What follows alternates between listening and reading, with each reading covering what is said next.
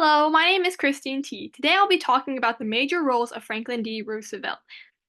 On my introduction, I decided to research the 32nd President, Franklin D. Roosevelt, because he is known as one of the most profound and influential leaders due to his leadership throughout the Great Depression and World War II. I admired his work of the New Deals in the Great Depression, which is why I chose him. Roosevelt demonstrated the roles of Chief Executive and Commander-in-Chief.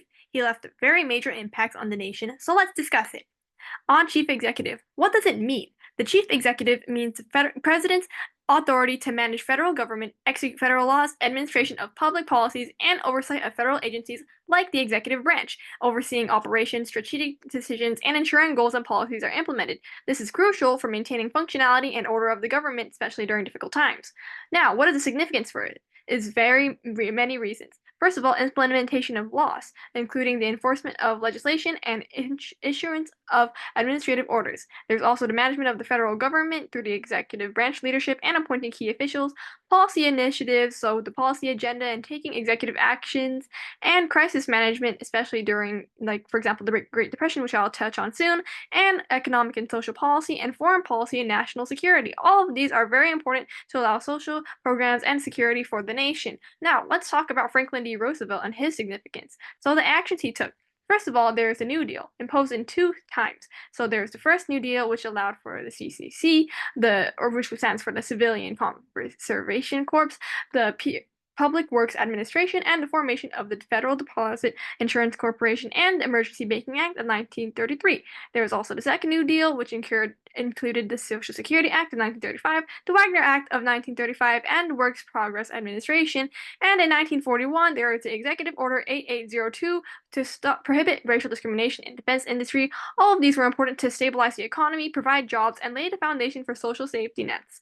And also, the executive order promoted equality in wartime industries and strengthened the U.S. All of these were very important. I have provided some images. And next, some limits though. First of all, congressional oversight acts as a check on the president's power, closely monitoring executive actions. This means that, for example, when Congress blocked his attempt for expansion of the Supreme Court and the court packing plan, FDR faced lots of backlash because people thought that it was very unfair and injustice. And next, there's the judicial review, which allows courts to assess constitutionality of the president's decisions and actions. So, for example, some New Deal policies limited FDR's authority, like the National Industry Recovery Act, the NIRA, which gave too much regulatory power to the executive branch. These are two limiting factors, which meant that there was, like, the Congress had more power, or the judicial had more power than FDR did, because he needed to get their approval, and they could limit him on what actions he decided to take. On the powers, we have many. For example, as commander-in-chief, he had power over the military and can direct military operations, like how FDR did with World War II, and I just showed you my image. There's also the president who holds powers, leading the nation in times of conflict, for example, Japanese internment and World War II. And there's executive orders which allowed the president to direct specific actions within the executive branch without the need for a congressional approval, like the New Deal program, some parts of it specifically. And there are also enforcement authority, ensuring laws are properly executed, like also with the Allied leaders in World War II. There's negotiations and treaties which shaped foreign relations and allowed for the necessary allies for the World War II. For example, the Atlantic Charter with Winston Churchill outlining post-war goals for democracy, trade, and peace. And also, like, he led the nation during the Pearl Harbor attack. Moving on, a historical context. First of all, we have the Great Depression, which was a severe global economic downturn in 1929. It started due to economic collapse for unemployment, poverty, and a stock market crash or Black Tuesday that started the Great Depression. This had a major, profound impact on society because it was mass employment, severe hardship, and this was also caused to Herbert Hoover's administration, which failed in response to the Great Depression. I have an image of Hoovervilles and a very famous image of the Great Depression, but all of this caused the necessary acts for Franklin D. Roosevelt to implement, like the New Deals. On to the next role, Commander-in-Chief. What does it mean? This role is designed for the Supreme Leader of Armed Force, granting authority over Army, Navy, Air Force, and Marine Corps. There are many roles like the top military leader, leading armed forces, directing military strategy, troop deployment, and responding to security threats, emergencies, and appointing key military officials. Let's see what FDR did, or Franklin D. Roosevelt, as Commander-in-Chief. Significance. It's important because it allows the president to direct military operations to ensure basically the safety of the U.S. and enables effective response to threat and emergencies, critical decision making.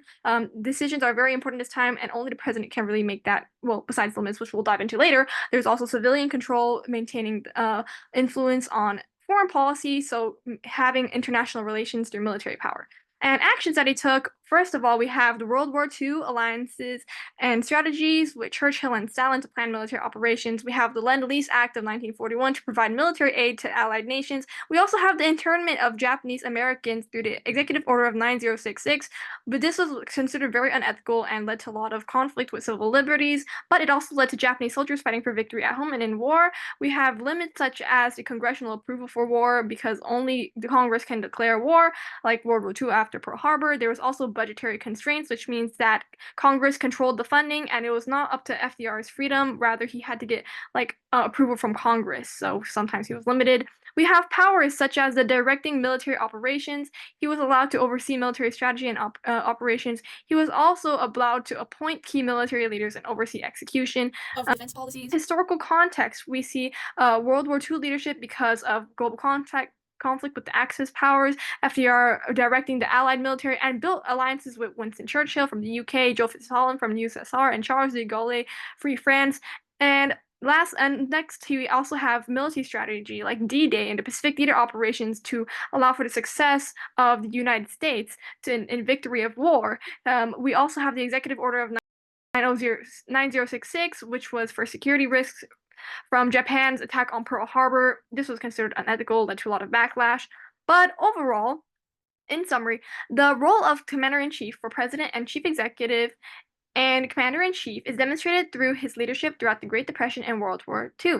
Franklin Roosevelt especially made many strategic decisions directing military operations and policies, but also had limits on his Congress' exclusive power to declare war or budget. He also had the New Deal, and ultimately, I think that this provides a good set of balance and power, maintaining accountability. I also think that these were necessary acts to ensure survival with the New Deals and ensure survival with the Great Depression and with World War II. But a question to raise is, how has the need for a balance of power with Congress and the president changed over time in comparison to the past? That we see history repeats over time, but what does the demand change? How does the role of the government change? That's a question for you all to ponder on. Ultimately, I'm glad I studied FDR, or Franklin D. Roosevelt, because of his impact on improving conditions for the Great Depression, the economy, and also makes me realize that bread and butter issues are very important. And I feel like his actions with the alliances were key to solving the war. And even though he was unethical at many times, he also made many good solvings through his roles. And here's my works cited. Thank you so much for listening to my presentation, and I hope you have a great day.